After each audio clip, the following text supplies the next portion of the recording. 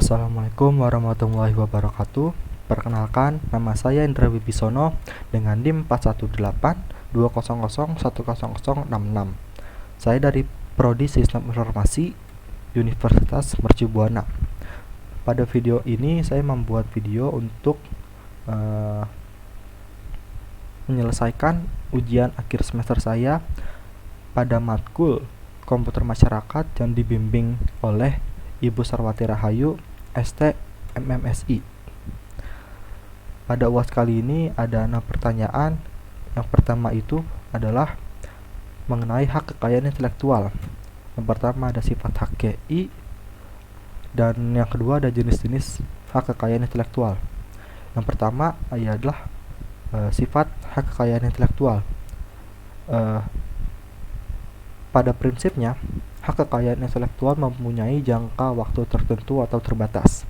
Artinya, setelah habis masa perlindungan ciptaan atau penemuan yang dihasilkan oleh seseorang atau kelompok, maka akan menjadi milik umum.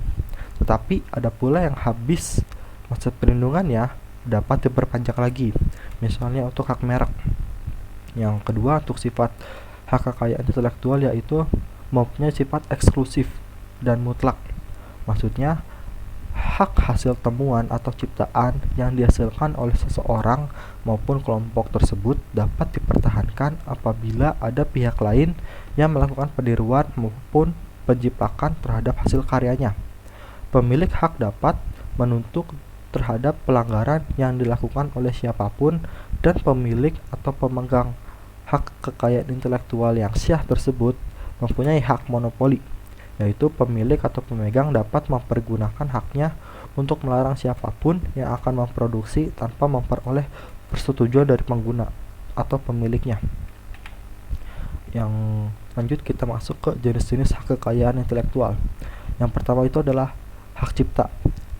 Adalah hak eksklusif pencipta yang timbul secara otomatis berdasarkan prinsip deklaratif setelah suatu ciptaan diwujudkan dalam bentuk nyata tanpa mengurangi pembatasan sesuai dengan ketentuan perundang-undangan. Yang kedua yaitu paten. Merupakan salah satu jenis hak kekayaan intelektual yang paling populer di masyarakat. Paten adalah hak eksklusif yang dapat diberikan oleh negara pada inventor atau penemu atas hasil invensinya atau penemuannya di bidang teknologi. Yang ketiga ialah merek, atau suatu tanda yang berupa gambar, nama, kata, huruf-huruf, angka, susunan warna, atau kombinasi dari unsur-unsur tersebut yang memiliki daya pembeda dan digunakan dalam kegiatan perdagangan barang dan jasa. Selanjutnya, dalam jenis-jenis hak kekayaan intelektual yaitu ada desain industri, yaitu suatu kreasi tentang bentuk, konfigurasi, atau komposisi garis atau warna, atau garis dan warna, atau gabungan daripada yang berbentuk 3 dimensi atau 2 dimensi yang memberikan kesan estetis dan dapat diwujudkan dalam pola 3 dimensi atau 2 dimensi, serta dapat dipakai untuk menghasilkan suatu produk, barang, komoditas, industri, atau kerajinan tangan. Kelima, indikasi geografis adalah suatu tanda yang menunjukkan daerah asal suatu barang yang karena faktor lingkungan geografis termasuk faktor alam, faktor manusia, atau kombinasi dari kedua faktor tersebut memberikan ciri dan kualitas tertentu pada barang yang dihasilkan. Selanjutnya kita masuk ke soal berikutnya yaitu hak kekayaan industri. Hak kekayaan industri adalah hak yang mengatur segala sesuatu milik perindustrian, terutama yang mengatur perlindungan hukum. Hak kekayaan industri sangat penting untuk didaftarkan oleh perusahaan-perusahaan karena hal ini sangat berguna untuk melindungi kegiatan industri perusahaan dari hal-hal yang sifatnya menghancurkan seperti plagiatisme. Dengan dilegalkan suatu industri dengan produk yang dihasilkan, dengan begitu industri lain tidak bisa semudahnya untuk membuat produk yang sejenis atau benar-benar mirip dengan mudah. Dalam hak kekayaan industri terdiri dari beberapa turunan, yaitu hak paten, hak atas merek, desain industri, dan juga indikasi geografis. Turunan yang saya sebutkan tadi sudah dijelaskan di jenis-jenis hak kekayaan intelektual pada soal sebelumnya. Lalu kita masuk ke hak kekayaan teknologi informasi. Dalam kata hak kekayaan perangkat lunak dibagi menjadi dua kata, yaitu hak cipta dan perangkat lunak. Hak cipta adalah hak eksklusif yang dimiliki oleh pemegang hak cipta, lalu perangkat lunak adalah sekumpulan perintah dari bahasa pemrograman untuk menjalankan perintah tertentu. Hak kekayaan intelektual dalam teknologi informasi tidak dapat lepas dari haki tentang perangkat lunak. Di Indonesia, hak kekayaan intelektual perangkat lunak atau HKPL termasuk kategori hak cipta atau copyright. Selanjutnya, contoh etika profesi di IT.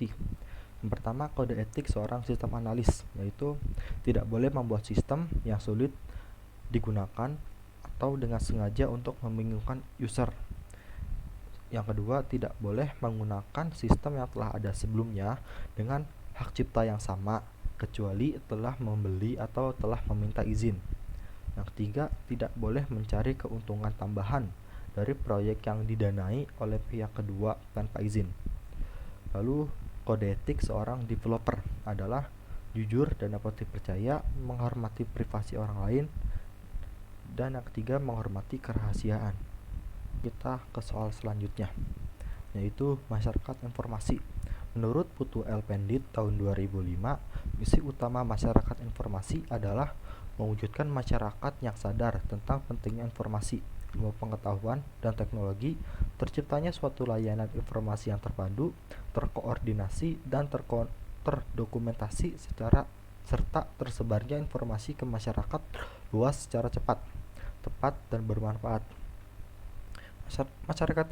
Masyarakat informasi ditandai dengan adanya perilaku informasi yang merupakan keseluruhan perilaku manusia yang berhubungan dengan sumber dan saluran informasi. Perilaku penemuan informasi yang merupakan upaya dalam menemukan informasi dengan tujuan tertentu sebagai akibat adanya kebutuhan untuk memenuhi tujuan tertentu. Perilaku mencari informasi yang ditujukan seseorang ketika berinteraksi dengan sistem informasi, dan perilaku penggunaan informasi yaitu perilaku yang dilakukan seseorang ketika menggabungkan informasi yang ditemukannya dengan pengetahuan dasar yang sudah ia miliki sebelumnya. Selanjutnya, kita ke soal selanjutnya, yaitu perkembangan kejahatan komputer di Indonesia. Selama periode Januari hingga Maret tahun 2022, produk Kaspersky mendeteksi dan memblokir sebanyak 11.802.558 ancaman dunia maya yang berbeda yang ditularkan melalui internet pada komputer pengguna KSN atau Kaspersky Security Networks di Indonesia. Secara keseluruhan, 27,6% pengguna dalam negeri menjadi sasaran ancaman berbasis web pada periode ini. Bisa kita lihat pada tabel di bawah ini, Indonesia menduduki peringkat pertama, yang kedua Vietnam, ketiga Malaysia, keempat Filipina, kelima Thailand, dan keenam Singapura. Selanjutnya, untuk menghindari ancaman online, Kaspersky menyarankan pengguna online untuk yang pertama, berpikir keras sebelum mengklik tautan yang mencurigakan dalam email ataupun pesan teks. Jangan membuka email dari pengirim yang tidak dikenal sampai Anda memverifikasi keasliannya. Yang kedua, unduh aplikasi hanya dari toko resmi seperti Google Play. Ini tidak akan memberikan jaminan keamanan penuh, tetapi resiko menghadapi trojan akan jauh lebih rendah. Aplikasi dari pasar pihak ketiga merupakan tempat persis di mana peretas menanam aplikasi mereka yang syarat dengan malware. Yang ketiga ialah ingatlah untuk menginstal pembaruan sistem dan aplikasi. Pembaruan tersebut akan menambal kerentanan yang dapat dieksploitasi oleh para pelaku kejahatan cyber.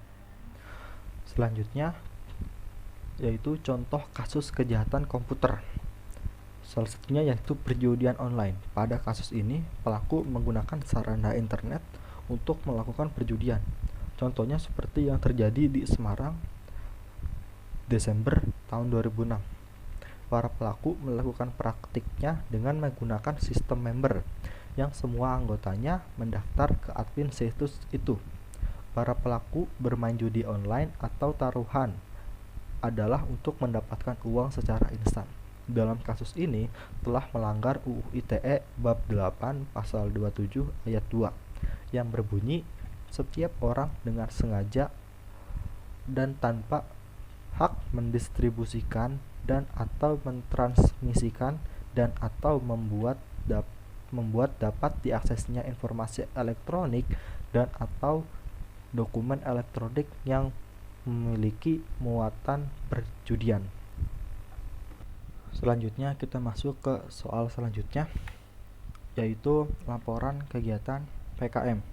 Saya bersama Syatama Aditya Galuh Cakti dan Mada Maheswara Putra Prabowo telah melakukan kegiatan PKM dengan judul Upaya Meningkatkan Kemampuan dan Pengetahuan Penggunaan Website Pembelajaran Berbasis Edukasi Virtual pada hari Minggu tanggal 17 April tahun 2022 pukul 13.00 sampai 13.40 melalui via Jimit.